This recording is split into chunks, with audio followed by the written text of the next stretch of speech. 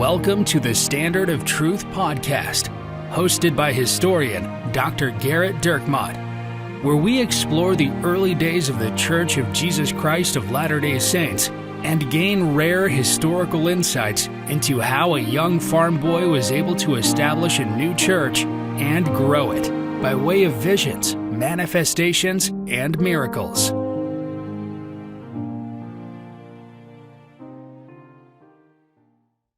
Hi, welcome to another episode of the Standard of Truth podcast.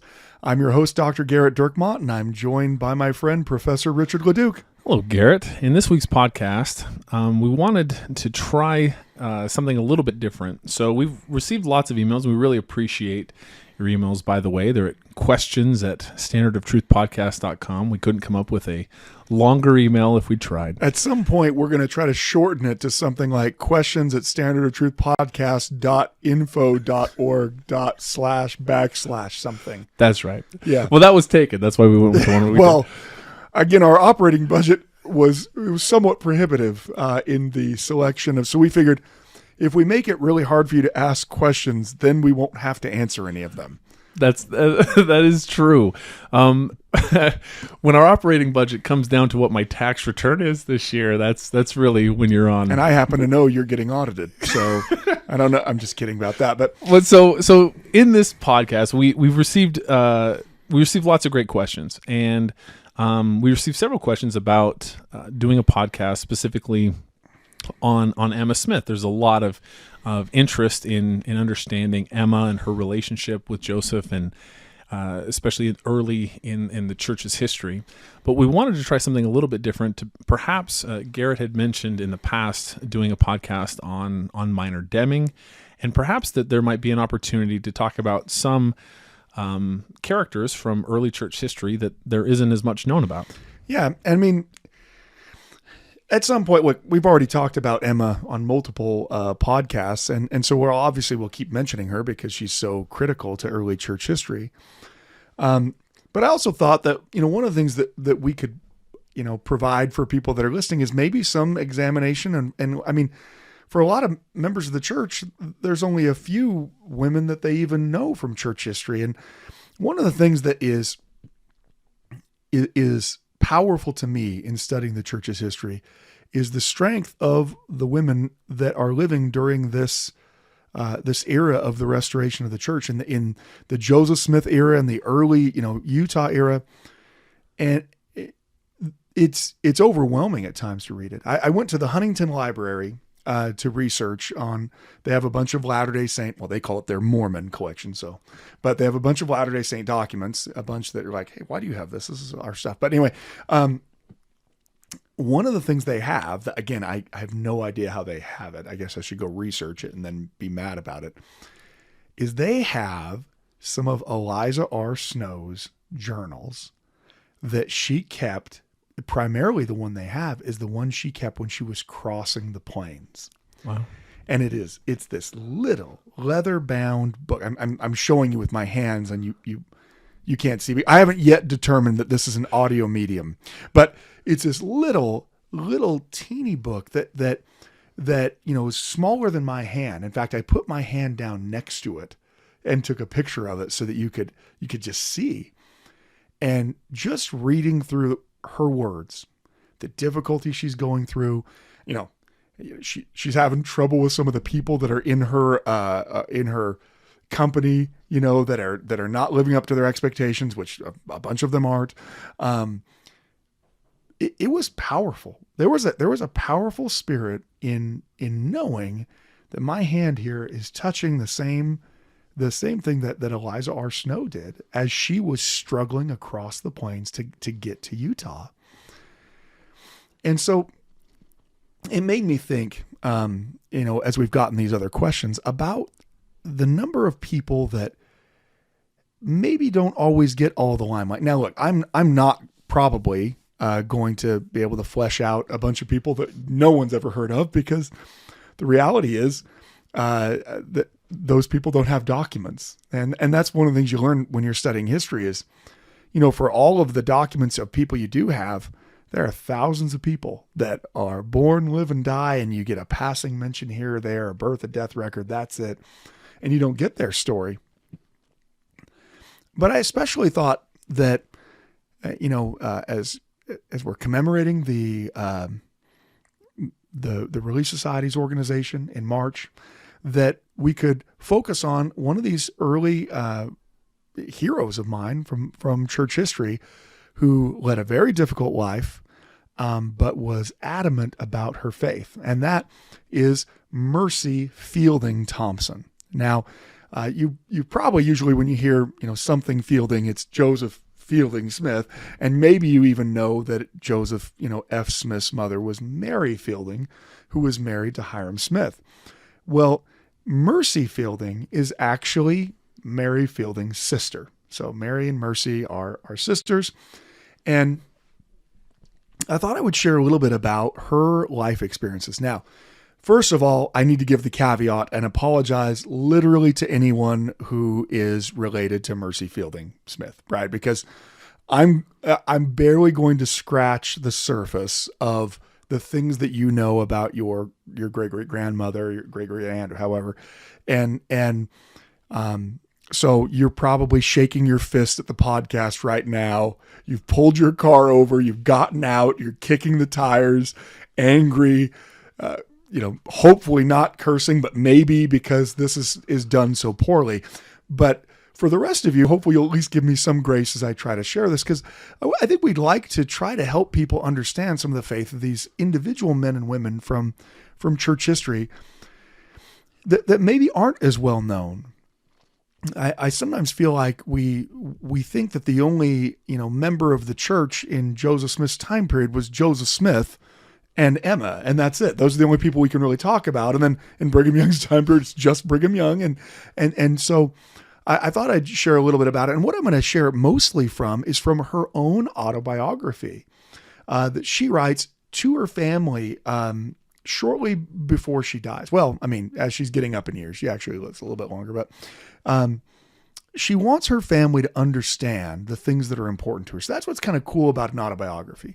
Now, that sounds like we're about to start reading War and Peace here. No, it's only it's like 10 pages long. And she is going to explain a lot about her life, and I'm going to summarize a lot of it too.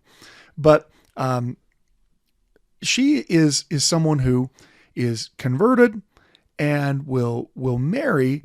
In 1837, she's going to marry Robert Thompson. Now, Robert Thompson is going to actually be pretty prominent in church history, even though you don't know who he is. Any archivist or historian listening is like, oh, well, Robert Thompson is, he's going to be one of Joseph Smith's personal secretaries. In fact, he's going to keep some of Joseph Smith's personal journals and correspondence. So as a historian, I love Robert Thompson because some of the things I have from Joseph, I only have because he kept the records, right? So that's one of the reasons why you even get involved in that. But Joseph is pretty close to Robert. He's one of Robert's friends. And, Mercy is going to talk about here. She says that we removed to Kirtland, Ohio in May 1837, where I was married to Robert Blashill Thompson by Joseph Smith the prophet. Received a patriarchal blessing through Joseph Smith Sr., Joseph Smith Sr., patriarch of the Church of Jesus Christ. And so she's talking about the things that are going on. She moves to Ohio. She's converted, moves to Ohio, marries as soon as she gets there. Essentially, Kirtland must have been the BYU of the BYU Idaho of early church membership. Returned with my husband to Canada, he being appointed to labor there as a missionary. He remained there until March 1838, when we were appointed to journey with Hiram Smith, to whom my sister had been married December 1834. So that's one of the important things to understand. We told you Mary and Mercy are sisters. Her sister Mary is married to Hiram Smith. She's Hiram Smith's second wife. They're not practicing plural marriage yet, but notice I said yet. But Hiram, his first wife actually passes away.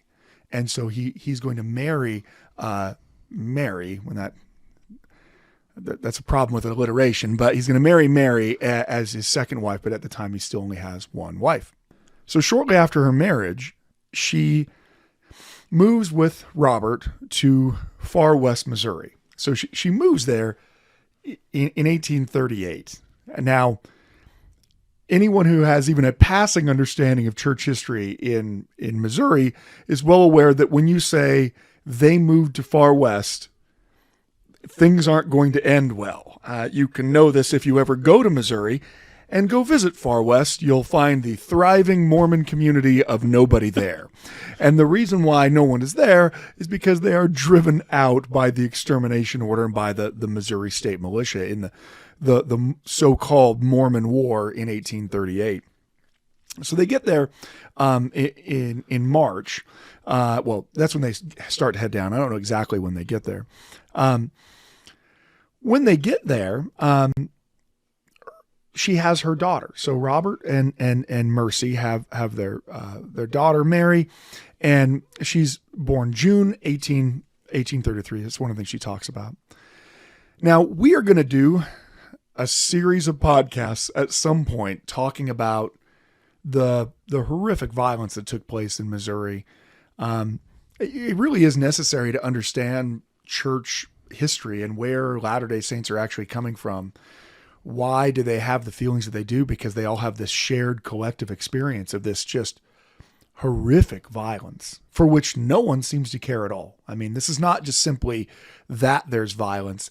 It's that there's violence for which there's no recourse and for which there is no justice. We talk about that a little bit already, I know, but we'll end up doing, put that in the hopper with Minor Deming and at some point, plural marriage. So in season 17, we'll do that. I mean, part of the reason why it's actually hard to do a podcast on the violence in Missouri is I'm not even entirely sure how to present it. If I were to present the documents the way they're actually written about the things that are going on in Missouri, it would have an explicit. We would have to put an explicit label on our podcast because it's so incomprehensibly foul and evil. And so, we're wrestling with that. We're not quite sure. I figure that, we'll have to at some point figure out how we can do that or just incredibly edit what we talk about. But I mean, at any rate, and that's part of the problem is it's hard to edit what happened because when you're in church and you just hear, oh yeah, the Saints were driven out of Missouri. Well, it sounds bad. I mean, I don't think anyone in church is like, I got this. Although I did the other day have someone say something to the effect to me that, well, sure, the Saints had it rough, but it's a lot harder today because of things like pornography and the internet. I mean, I'd cross the plains 100 times, but boy, trying to stay worthy every single day, that's really hard. The worst part was that person was Richard. No, I'm just kidding. It wasn't Richard, but if you want to ever get on the wrong side, I mean, it is one of my pet peeves. It is. It's something that really, it bothers me because you read these accounts from these men and women from this era and just the intense suffering that they go through. And I know why people do it. I mean, I understand what someone means when they talk about, well, the saints in the past, they had to suffer physical trials, but we have a lot more spiritual trials. I mean, what they're trying to say is, we're all pioneers. We all have to endure to the end. We all have to go through hard times. That's what they mean to say. They don't mean any ill, intent towards these pioneer men and women of the past. The problem is just how false it is that this statement. I mean, as I will sometimes tell my classes, I mean, if you don't think burying 3 of your babies within a 4-year period because you've been forced from 5 different houses because of violence, if you don't think that's a spiritual trial, then I think you probably haven't really experienced very many trials. I mean, why am I in Missouri to start with? Why is Mercy in Missouri? God told her to go to Missouri. So she goes to Missouri and has her family scattered and loses all of her property, and they're driven out months later. But that wouldn't be a spiritual trial at all, right? Only physical. Oh, if only I could find my grandmother's dishes and all the mess that the mob made. Anyway. Well, no, I was going to say, I've heard you at many a fireside kind of share this when the suffering comes because you're following the prophet, the nature of all of that suffering is spiritual. Yeah, I mean, that's the reality. I think anyone who's listening to us, and I'm sure that's essentially, well, first of all, no one's listening. First of all, Rachel's mom, my mom, I think she's actually listening more ever since we brought her on for the Hubert Humphrey extravaganza, which is, I think we want to do that recurring every President's Day, right? It worked out great. The Hubert Humphrey extravaganza. We're going to get some merchandise at some point, and it'll just be a picture of my mom, Hubert Humphrey, and then in the background, kind of lowering over her, will be Ernest Wilkinson. But you think that's going to sell really well, dude? I feel like we have that's our merch. I feel like we have a huge market for that. That, and we have an idea of having some Willard Richards action figures where no matter how many times because just when we talked about that Carthage conspiracy, I mean, the guy's got like 18 guns on him. So it's a Willard Richards action figure. He's just got bandolero after bandolero of guns. It's like Elisha and the widow in the vessel of oil. So every time he puts his hand into his pocket, there's another gun. It's always there. No, there's always a gun. So these are some merchandise ideas for the website that we don't have in the e-commerce platform that we aren't on. We're going to continue to just offer this as a free service, because then that way, when people are really upset with how bad this is, you get what you pay for. That's exactly. Yeah, I mean, anyway, the reality, the whole point of that is that these Latter-day Saints from this time period, they are often going through horrific trials, especially in what's going on in Missouri. And the whole reason why they're in Missouri is because Joseph Smith the prophet told them to go to Missouri. And so here they are in Missouri, and months after they arrive, you have this horrific violence that she's going to describe here. And you'll have to bear with me because I'm reading from the original, so not always can I right off the bat and have to flip the pages sometimes there. But she says, to describe the suffering and privations we endured while there would be past my skill. Although reading some of the things she wrote, I think actually she had plenty of skill. She's being very modest there. She could easily have done it, but it's just, there's too much. It would make this sketch too lengthy. Some few things, however, I will relate. My husband, with many of the brethren, being threatened and pursued by the mob, fled into the wilderness, leaving me with an infant not 5 months old, 3 months distressing suspense. In 3 months distressing suspense. So the whole idea behind it, her husband, Robert, has to flee because the mob says they're going to kill him.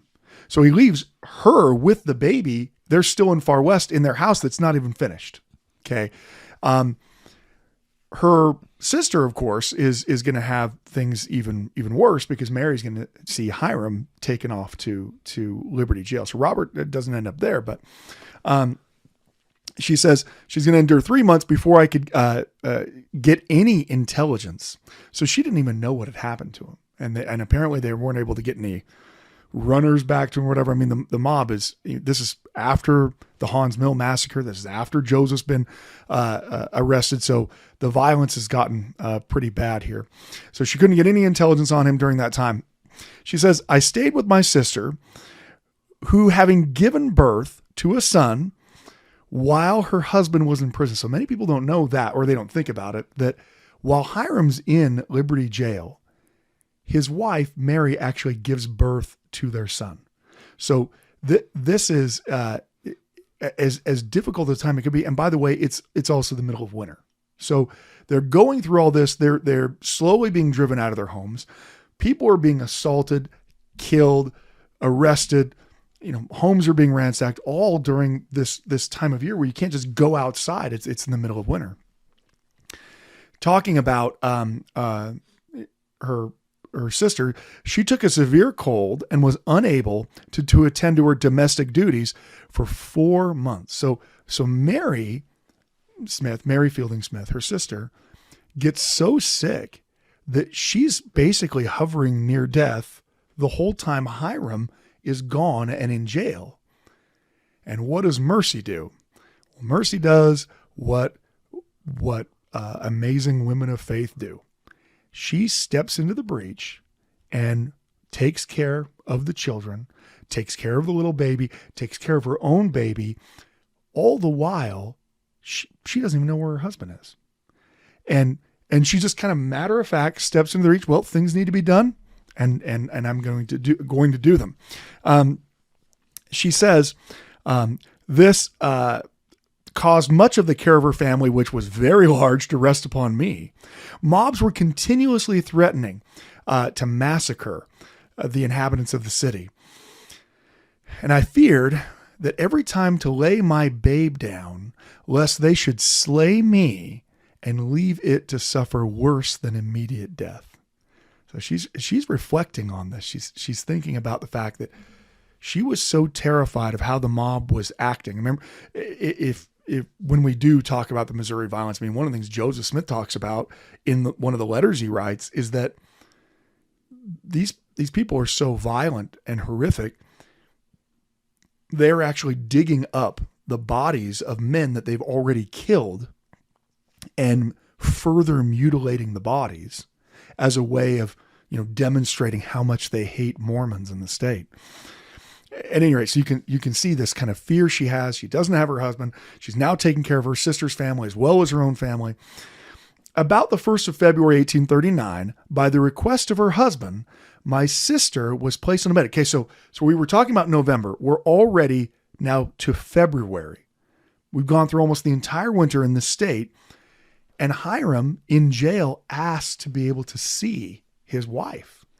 So Mercy, who is that going to fall upon? Mercy's going to help her sister go see her husband. So she says, my sister was placed on a bed in a wagon and taken on a journey of about 30 miles to visit him in the prison. Her infant son, Joseph, then being about 10 weeks old. So this is the same Joseph F. Smith that would later become the prophet of the church, is going as an infant baby, 10 weeks old, with this mother who's so sick she can't stand, to visit Hiram in Liberty Jail, in that awful dungeon. Anyway, accompanying her and taking my own baby, she's talking about because she has her own baby, along with them near 8 months old. The weather being extremely cold, we suffered much on the journey. We arrived at the prison in the evening, and we were admitted and the doors closed upon us. So they actually go into the jail. That's how they're doing their visiting hours. It's not like the men get to come out. They go into the jail and they actually spend the night in the jail with all these men that are in prison so that they can visit them. She says, the doors closed upon us. A night never to be forgotten. And she underlines night, like with a strong underline in her handwriting. Never to be forgotten. A sleepless night. I nursed the darling babes, and in the morning prepared to start for home with my afflicted sister.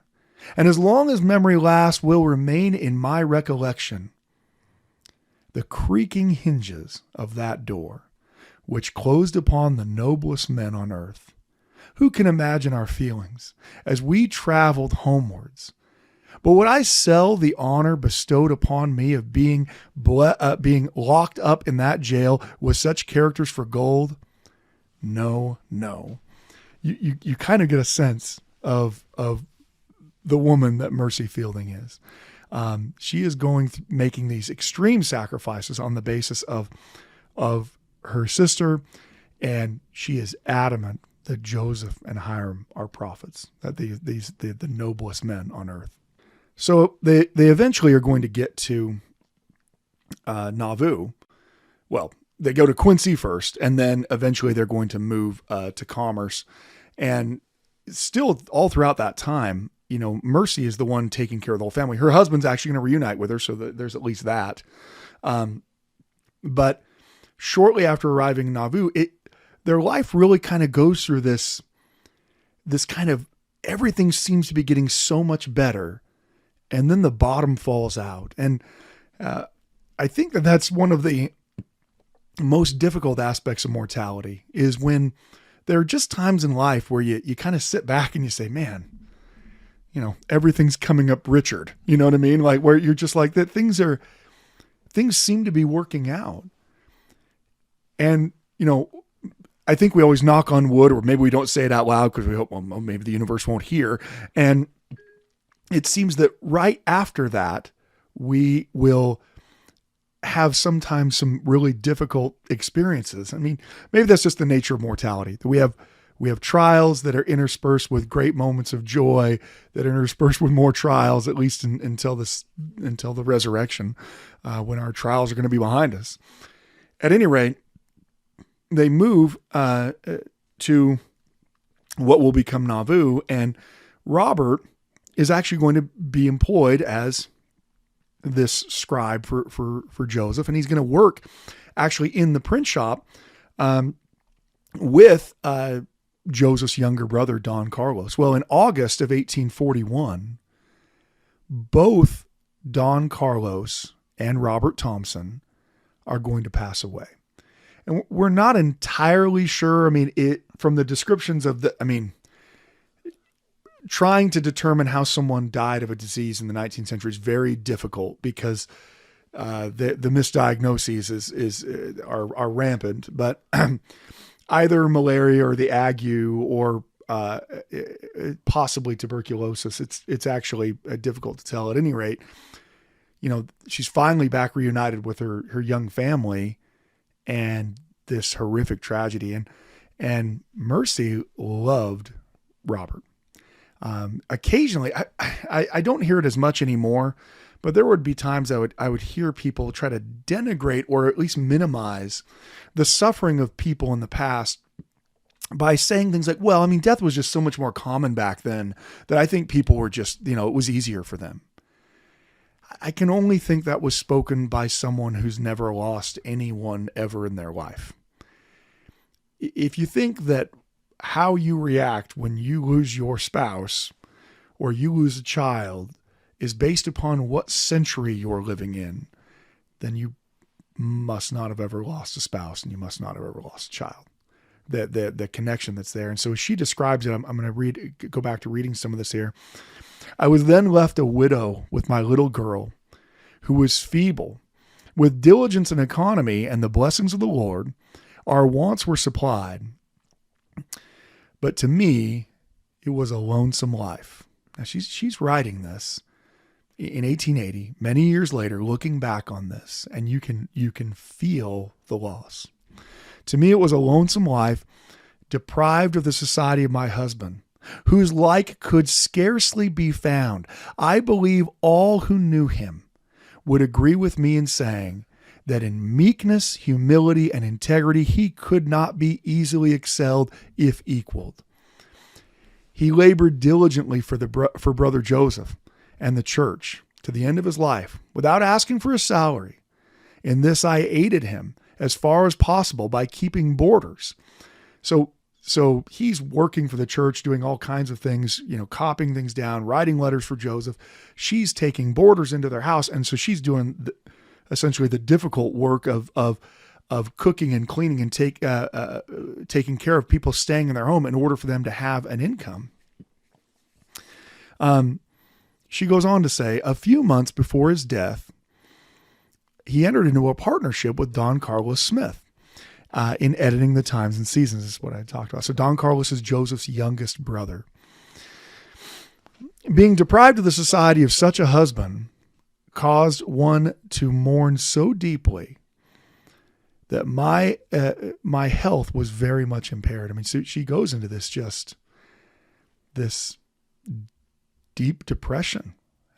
It was relatively sudden there. I mean, he's only sick for just a little bit before he dies. It's stunning, and it comes right on the heels of things seemingly going to be good, and instead you have this horrific tragedy. she's going to go on though and talk about something that is actually another very difficult trial. So, okay, so now she doesn't have her husband, this love of her life. A couple of years go by. Now, during that time, she's one of the women who joins the Relief Society when it's founded. She's one of the people active in that. But she's going to, this is her writing this. On the 11th of August, 1843, I was called by direct revelation from heaven through Brother Joseph the prophet to enter into a state of plural marriage with Hiram Smith the patriarch. So now this is a completely different type of trial. She doesn't have a husband at this point, although she still has her child, but this was not the expectation of how she might ever again marry.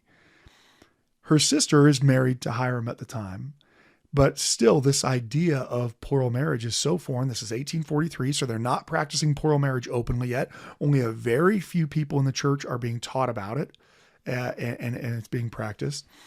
And so she gives her reference to it in this memoir of hers. The subject, when it was first communicated to me, tried me to the very core. All of my former traditions and every natural feeling of my heart rose in opposition to this principle. But I was convinced that it was appointed by him who is too wise to err and too good to be unkind. Soon after my marriage, I became an inmate with my sister in the house of Hiram Smith, where I remained until his death. So she's going to move into the Hiram Smith household, and so she has this difficult trial of accepting and practicing plural marriage. I think everybody listening here can very well relate. She feels inspired to do it, and when she does, she only has that second husband for a very, very, very short time. So you use the term, or she used the term inmate. What does that mean in 19th century? It just means living inside of, right? So, I mean, we use it today almost entirely to mean a prisoner, right? Because you're an inmate at the penitentiary. What does it mean? You live in the penitentiary. So they would use it more like meaning I moved into the household. So today we only reference it in terms of prison, but in the 19th century, they used it for all kinds of things. Oh, I was an inmate at the hotel on 9th Street. They didn't mean that you were like, behind bars, waiting for Willard Richards to pop up behind the corner with his bandolero of guns. So it's this other terms. One of the things that is interesting about that request is, at least according to another source, that Joseph explains to Mercy that it's actually Robert Thompson, his friend who's passed away, her husband, that actually appears to Joseph several times and tells him to have Hiram marry her. Now, their marriage isn't a sealed marriage. It's only for time, because she's going to be sealed to Robert. But she is certainly affected by that. And as she says later, the voice of the Lord speaking through the mouth of the prophet Joseph was what this was for this request to marry Hiram. And so she does, and then moves into his household with her child. So she's living in Hiram's household. Now, while she's there, one of the things she's doing is, Hiram Smith is the patriarch of the church at this point.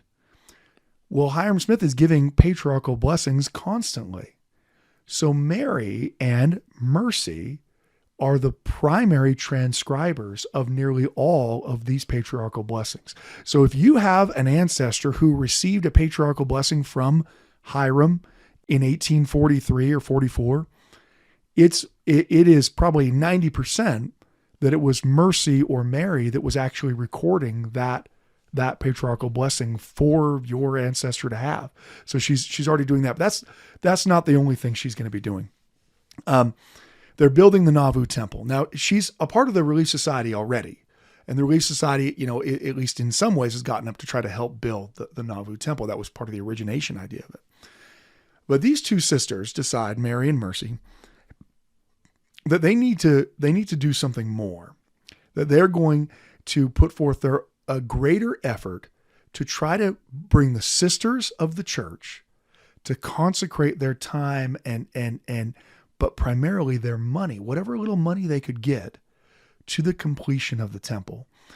The sacrifice the saints make to finish the Nauvoo temple, even after Joseph is murdered, is a real demonstration of how certain they are that, first of all, this temple is commanded by God, and second of all, that the ordinances that are going to be performed in it are essential. I said before that one of the great differences between the Church of Jesus Christ of Latter-day Saints and those that break off away from it after Joseph is murdered is they immediately jettison the idea of temple ordinances. Endowments and washing and anointings are cast aside. There's no longer sealings. There's no longer eternal marriages.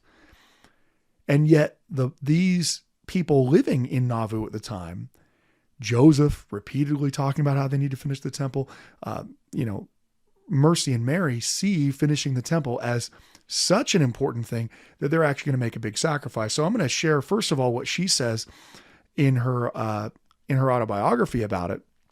But then I also want to share, one of the things that comes out of that. She writes, "At one time, after seeking earnestly to know from the Lord if there was anything that I could do for the building up of the kingdom of God," so she's praying about this personally. What can I do? I mean, all these people are sacrificing. What can I do? A most pleasant sensation came over me with the following words: "Try to get the sisters to subscribe 1 cent per week for the purpose of buying glass and nails for the temple." I went immediately to Brother Joseph and told him what seemed to be the whisperings of the still small voice to me. He told me to go ahead and the Lord will bless you. I then mentioned it to Brother Hiram, who was much pleased and did all in his power to encourage and help by speaking to the sisters on the subject in private and in public, promising them that they should receive their blessings in the temples, all who subscribe 1 cent per week. They should have their names recorded in the book of the law of the Lord. So, first of all, this is a pretty awesome thing here. And when you want to talk about some personal revelation, Mercy is praying to ask God how she can help the church. The response she gets is to create this subscription. Now, I know the term subscription is also kind of a little weird for people in the 21st century, because usually when you think of subscription, you think of, well, I pay $2.99 a month so that I can have some memory for my iPhone through the Apple Cloud, and that's what you're purchasing each month. Subscriptions in the 19th century are very often used in charitable works. So in this sense, I commit to subscribe 4 cents, or a penny a week, so 52 cents a year, to buy building materials for the temple. And that's over and beyond whatever I'm paying in tithing and whatever my husband is giving in labor, or what I'm giving in labor as I'm building. We're all going to donate a penny a week. Now, that may not sound like a lot. Remember, money back then is worth a lot more. I mean, they have, the average person makes somewhere around $300 a year in this time period in the 19th century. But it still sounds relatively small. I mean, what's 52 cents a person? I mean, and how much a difference is that really going to make? Well, so they are actually going to undertake this. And let me share with you now from the church newspaper where they're publishing this subscription. You can see how it read to women and men who would have read it in the church's newspaper. So by comparison, in 2019, the median family income in the state of Utah was about $86,000, a little more than that. And so I'm not doing very well.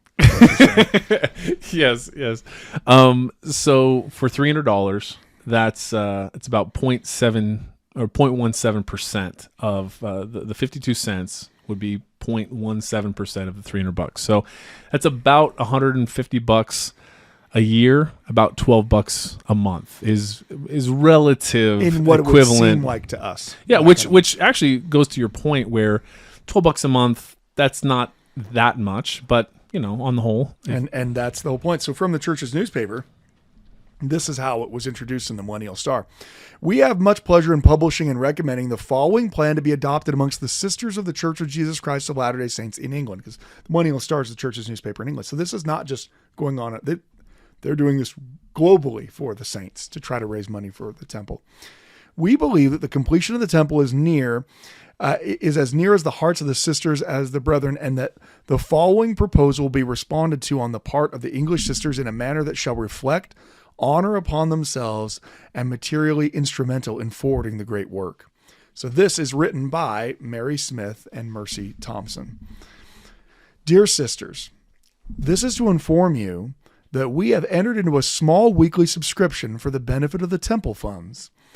1,000 have already joined it, while many more are expected, by which we trust to help forward the great work very much. The amount is only 1 cent, or half a penny per week. As Brother Amos Fielding is waiting for this, I cannot enlarge more to say that myself and Sister Thompson are engaged in collecting the same. We remain your affectionate sisters in Christ, Mary Smith and Mercy R. Thompson. Hiram then has an appended note to this, and it's actually one of the last things Hiram writes, because this is June of 1844 that this is being published. The ladies' subscription for the temple of 1 cent per week is fully sanctioned by the First Presidency. And then the newspaper goes on, we feel much to encourage this plan and to trust the sisters in England will manifest that they will not be behind the sisters in Nauvoo in this laudable work. One thing in connection with this work we should mention and request that it be attended to with the strictest accuracy. That is, the name of each individual be recorded and the amount which they subscribe, in order that they may be transmitted to Nauvoo, where they will be entered into the books of the Lord's house. The sisters or others who may collect the subscriptions will please be very particular on this point. They want to know who's donating. And one of the documents that we have from this time period is one of these subscription rolls, where they are entering in the sisters' names and the money that they have donated. It's incredible to even see, to look at it and realize that each of these women on this sheet were making a personal sacrifice, a demonstration of their faith beyond all the sacrifices they were already making to the completion of the temple. It's pretty incredible. Mercy is going to lead this effort, but we kind of gave a little bit of foreshadowing already that as difficult as it was for her to enter into a plural marriage with Hiram Smith, that marriage is going to end in the hail of gunfire in Carthage. She's going to explain exactly what happened with that in their household. Now, of course, Mary's the one who's been married to Hiram longer, but still, she's going to describe this. Oh, I should actually say that she talks about the various things they bought with the subscription money. That she talks about they bought glass and nails, somewhere in the neighborhood of $500 that they're able to raise. So they're able to raise hundreds of dollars through this very small means, which, I mean, that is, they were, as she talks about it, they were given to the temple treasury, which they gladly received just in time of need. So that's one of the cool aspects is she's not just someone who's just going to pray and think about what needs to be done. Mercy Fielding and her sister Mary, they're going to do something about it. We're not just going to pray and say, I hope the temple gets done. We're going to pray and say, I hope the temple gets done, and also come up with a way to try to aid it in its completion. So she goes on to talk about the violence that takes place. She says, the foregoing sentence brings to my mind the picture which beggars description. An affectionate husband, a loving father, talking about Hiram when he was murdered. a faithful friend, a warm-hearted benefactor, being torn from wives, children, friends, and dependents, never to see their faces more, and we never to see him, but a mangled, bleeding corpse. Perhaps my feelings can be better imagined than they can be described. Left again without any human protection, with a feeble child, I remained with my sister until the temple was finished, as so far as the ordinances was finished so far that the ordinances of the holy priesthood would be administered. There, when I was called by President Young to take up my abode there and to assist in the female department, which I did laboring night and day, keeping my child with me. So Mercy is going to be called to be one of the first female ordinance workers in the temple. The Nauvoo temple isn't even done. Brigham Young is going to call her to go administer all of the temple ordinances. She's going to move into the temple with her child. So if you've ever wondered, does the temple provide childcare? At least the Nauvoo temple provided some kind of childcare. She took her little girl there with her when she did it. And so you always hear about the thousands of saints that are receiving their endowments just before they're driven out of Nauvoo. Mercy is one of those that is staying up night and day, because it's all fine and good for Brigham and others to be there to administer things, but they need women to administer the female ordinances. And Mercy is one of those who moves into the temple in order to constantly be performing these ordinances in the temple with women who are coming to the temple. So it's a fascinating, amazing thing to study. She's going to talk about how they are driven out of Illinois, where she says, I, with my sister and family, crossed the Mississippi River a day or two before the mob commenced firing on our city. I traveled to winter quarters, where I remained until the following June, when I started with a company of saints led by Parley P. Pratt. We arrived in the Valley of the Salt Lake in 16 weeks. So it took them 16 weeks to cross, all across the prairie to get to, through the mountains to get to Salt Lake Valley. And with several saints in privations, eating thistle roots, fighting crickets and grasshoppers, but do not remember to have uttered a murmuring word. That's a very interesting. She writes, I don't remember ever murmuring about these sufferings.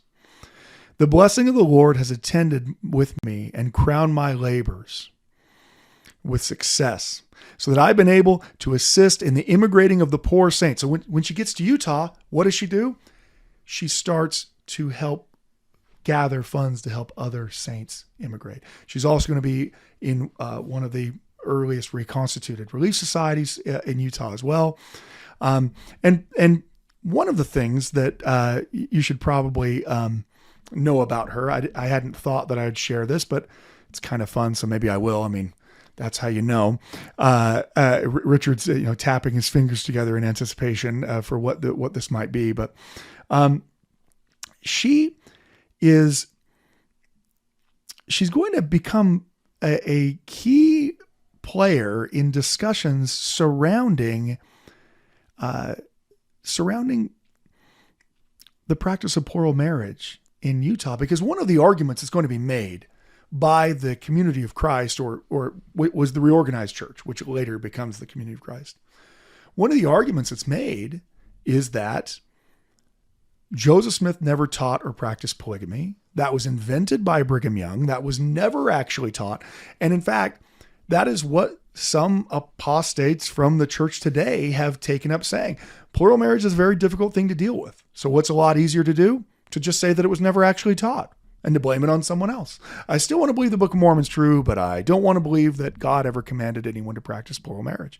I understand the impetus behind that. But just wanting something to be the case and that thing being the case they're not the same thing. And so what happens is there are multiple efforts made by the reorganized church to try to prove that Joseph Smith never taught or practiced plural marriage. And one of those efforts is really, several of those efforts are undertaken by Joseph Smith's children, like Alexander Smith, and of course, Joseph Smith III, who's the leader of the reorganized church at the time. And so it's going to lead to a letter exchange between some of the leaders of the community of Christ and Mercy herself. And you get a little bit of what she thinks people need to hear. She writes a letter to another member who's looking for evidence of the early revelation that Doctrine and Covenants section 132 really was received by Joseph Smith. And she writes this letter. Now, she's writing this January 31st, 1886. So she's, I think, 79 years old at this point, reflecting back. Having noticed, well, she says, Dear brother, having noticed in the Deseret News an inquiry for testimony concerning the revelation on plural marriage, and having read the testimony of Brother Grover, it came to my mind that perhaps it would be right for me to add my testimony to his on the subject of Brother Hiram reading it to the High Council. I well remember the circumstance. So one of the arguments that's made by Latter-day Saints is, well, not only was this revelation received by Joseph and Hiram show it to multiple people and they actually read it in several groups. And so when someone's like, oh no, he never received it, like, well, then what were they reading in 1844 when I heard it, right? At any rate, in this letter, she goes on to say, I well remember the circumstance. I remember he told me he had read it to the brethren in his office. He put it into my hands and he left it with me for several days. So she's saying she actually had the revelation. Mercy's saying, I had the revelation in my hands for several days.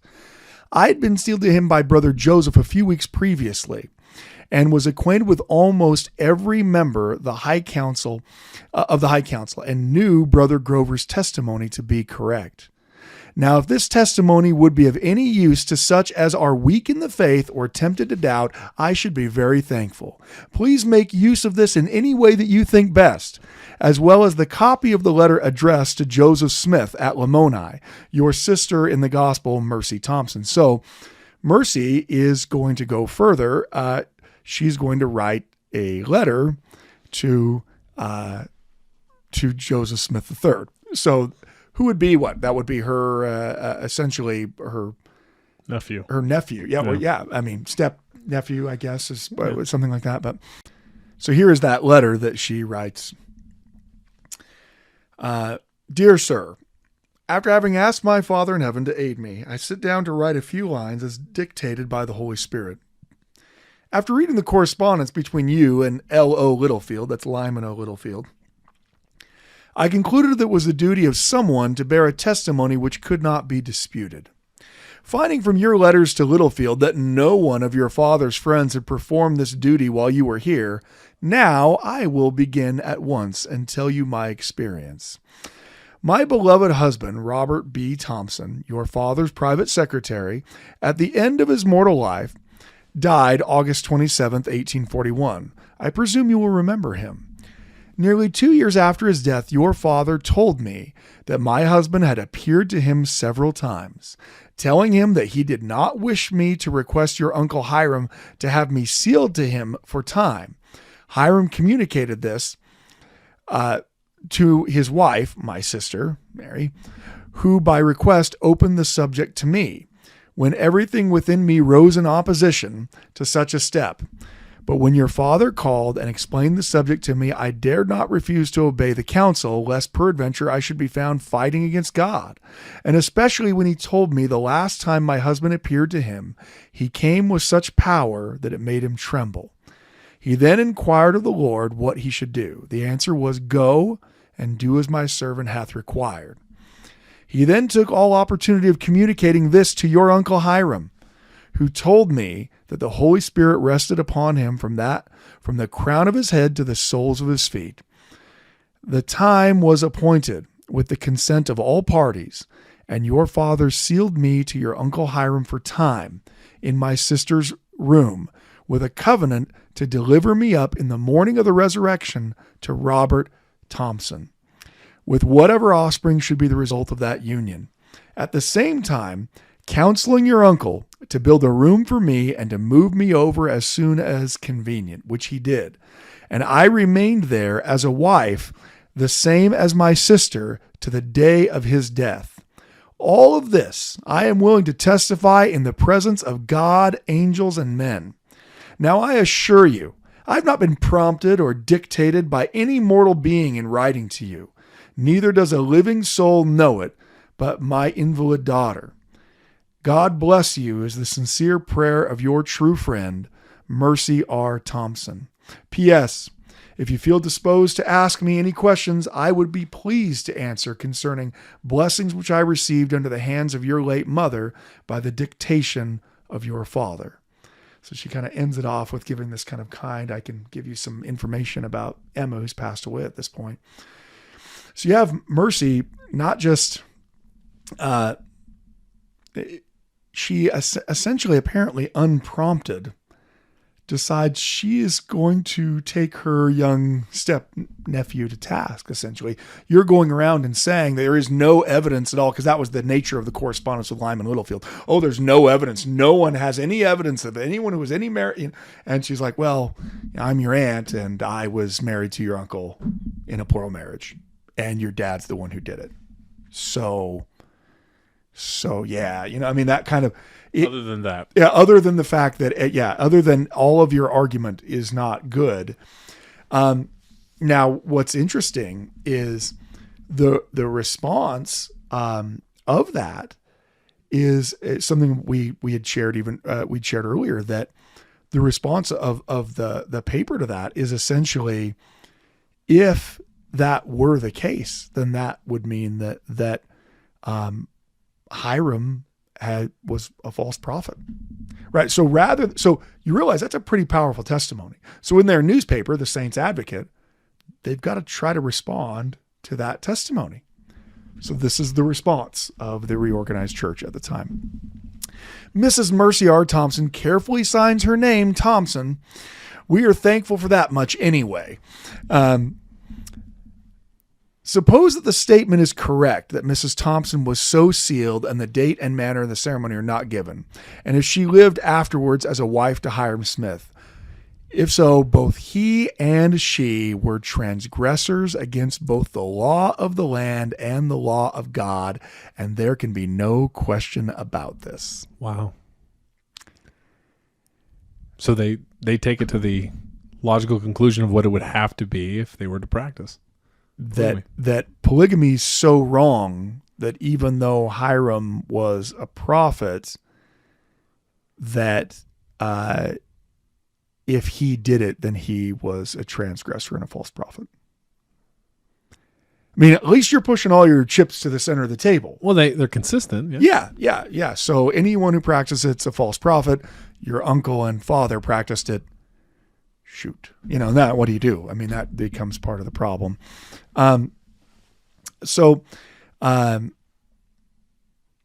David Fulmer is the one who sort of corroborated part of the letter that she gave. But I think I'll just end off going back to her autobiography and sharing the testimony that she shares about all these difficulties, trials, things she had in her life, but where is she at the twilight of her life? Now she's writing this to her. She's writing it to her descendants. It's actually very interesting. She says, I want this to go to my oldest living female descendant. And if she's not, I want it to go to the next oldest female descendant. She wants this document of hers, her testimony, to go to the oldest living female. And if she doesn't have any, she says, I want it to go to my sister's oldest female descendant. I mean, so she really wants this to be passed along to the women in the family as her testimony. And so you can see that, and I'll just briefly finish off with what she has there. I would not give up my religion for all the gold in America. I know that I have not followed cunningly devised fables. I know that if I had not embraced the gospel as revealed by Joseph Smith the prophet in these last days and endeavored to live up to the requirements of the law of God, I could never be permitted to dwell in the presence of the Lord in his celestial kingdom. When she's writing this, she's in her 74th year. She says, I'm now in my 74th year and have written this sketch without spectacles, mostly by lamplight. So I think she's trying to say there's probably a few mistakes in it, but it's actually very, very nicely written. But she's going to go on to provide this final thought. May the blessing of God, the eternal Father, rest upon all my kindred, that they may bring forth fruits of righteousness and be prepared to meet with those who have died in the faith of the gospel. One of the reasons why we decided to do this is there are so many powerful testimonies of the men and women who've come before us who we sometimes obviously we highlight the prophets and we highlight the men and women who are much more well known to us. But one of the things you find as you study as you study Latter-day Saint history is just how many testimonies of individuals. Now, of course, Mercy's going to go on to be fairly prominent and but maybe not as well known. I would guess that there's at least some people listening to this podcast who didn't know that Mercy was Hiram Smith's plural wife or her defense of plural marriage, and that or have heard this testimony. And I think that studying the trials and difficulties and faith of the women and men in the past can help us as we're going through our trials. No part of what Mercy is doing in her life is easy. And in fact, I mean, if we went even further into her life sketch, when she gets to Utah, she actually will remarry. Well, that man will eventually start practicing plural marriage as well. Well, whatever happens with that, she, a couple years down the road, decides she wants to divorce him. Now, Utah has very liberal, for the country at the time, very liberal divorce laws. Women are able to leave these marriages. And that was part of one of the protections, at least, they put in for plural marriage. And so she divorces him. And so she's going to live singly for most of the rest of her life. She gets remarried again briefly and then divorces that man and then is going to live singly. So she's experienced all of these emotions. She had a husband and a family and lost it.